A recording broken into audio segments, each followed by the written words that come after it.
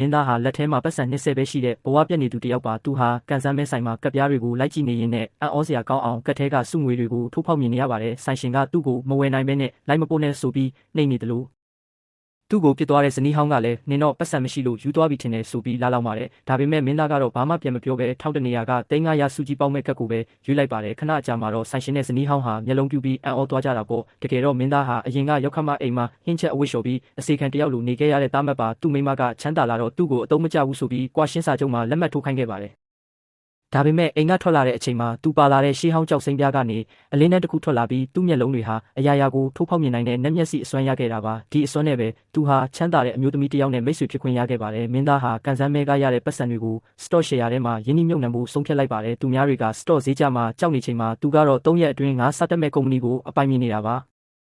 တငယ်ချင်းတွေစီကပတ်စံတွေထက်ချေးပြီး330ကျော်ကိုအကုန်ပုံအော်ရင်းလိုက်ပါတယ်ရလက်ကတော့3ရက်ကြာမှ1000ကျော်အမျက်ထွက်ပြီးချက်ချင်းတထေးကြီးဖြစ်သွားတာပေါ့ဒါတင်မကသေးပါဘူးမင်းသားဟာကြောက်စိမ့်ရိုင်းလောကတဲ့ကိုပါခြေဆန်းလိုက်ပါတယ်ဘဲကြောက်ခဲထဲမှာကြောက်စိမ့်အစ်စ်ရှိလဲဆိုတာသူကအကြည်သားမြင်နေရတာပါတထေးမကြီးကို9000တန်ကြောက်ခဲတစ်လုံးဝယ်ခိုင်းလိုက်ပြီးခွဲလိုက်တဲ့အခါမှာတော့တန်ဖိုးအစနှစ်ဆက်တက်သွားတဲ့ King Shui Green ကြောက်စိမ့်ထွက်လာပါတယ်